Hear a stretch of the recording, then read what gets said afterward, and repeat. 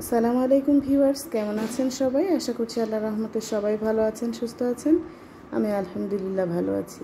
আজকে আমি আপনাদের সাথে জাম সংরক্ষণ এবং জাম ভর্তা করে দেখাবো। আশা করছি শেষ পর্যন্ত আমার সাথেই থাকবেন। তো জামটা ধুয়ে পরিষ্কার করে পানি ঝরিয়ে নিয়েছিলাম। এখন যেগুলো জাম শক্ত শক্ত আছে, একটু একবারে নরম হয়ে যায়নি, সেই জামগুলো একটা বাটিতে ভরে ফ্রিজে রেখে দিলে আপনারা কিন্তু সারা বছরই খেতে পারবেন। যাদের ডায়াবেটিক্স আছে তারা কিন্তু প্রতিদিন যদি 4-5টা জাম খায় তাহলে ডায়াবেটিক্স রোগীদের জন্য খুবই উপকার হয়। তো জাম আমি ফ্রিজে রেখে দিলাম, পরে খাওয়া যাবে। এবার হচ্ছে জাম মাখাচ্ছি। আপনারা কেমন করে জাম মাখিয়ে খান আমি জানি না, তবে আমি যেভাবে খাই সেভাবে আপনাদের সাথে শেয়ার করছি। লবণ, বিট লবণ, চিনি আর একটা কাঁচামরিচ দিয়ে ভালোভাবে এখন মেখে নিতে হবে, তাহলে হয়ে যাবে একেবারে মজাদার জাম ভর্তা। এভাবে কিন্তু জাম ভর্তা করে খেতে অনেক ভালো লাগে। আমার বাচ্চারাও কিন্তু অনেক পছন্দ করে জাম খেতে, আর আমারও তো অনেক পছন্দ জাম। তো আপনারা চাইলে জামের সময় এরকম করে জাম সংরক্ষণ করে রাখতে পারেন, আর এরকম করে গরমের সময় কিন্তু জাম মাখা খেতে অনেক ভালো লাগে। তো জামগুলো এবার আমি মেখে নেব।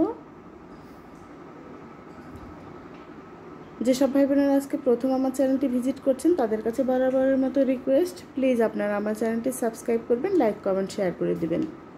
আর আমার জাম মাখার রেসিপি আপনাদের কাছে কেমন লাগলো অবশ্যই কমেন্ট করে জানাবেন। যদিও সহজ একেবারে, তো তারপরেও কিন্তু খেতে দুর্দান্ত লাগে এভাবে জাম মাখিয়ে।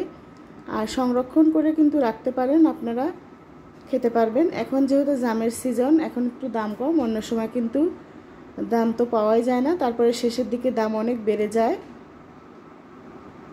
তো হাত দিয়ে এরকম করে ভেঙে ভেঙে জামগুলো আমি মাখিয়ে নেব। আর জামের কালারটা কি দারুণ! আমার হাজব্যান্ড অনেকগুলো জাম নিয়ে এসেছিলো, আমার বাচ্চারা অনেক তৃপ্তি করে খেয়েছে, আর আমারও তো অনেক পছন্দ জাম, আমিও খেয়ে নিয়েছি।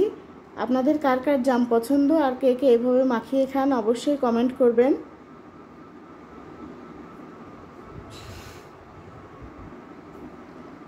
তো হাতের সাহায্যে এভাবে জাম মাখিয়ে নেব। আর ছোটোবেলার কথা মনে পড়ে গেল, আমরা সবাই মিলে একসাথে বসে এরকম করে জাম মেখে খেতাম।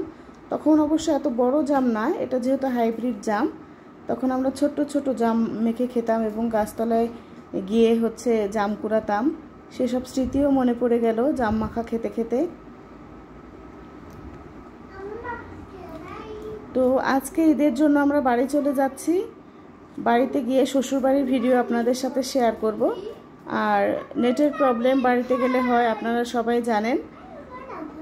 তো সবাই সবার পাশে থাকবো ইনশাআল্লাহ, একজন আরেকজনকে সাপোর্ট করে যাব। আর ঈদে থেকে বাসায় এসে আবার বাসার ভিডিও দিব। সাথে থাকার জন্য অনেক অনেক ধন্যবাদ।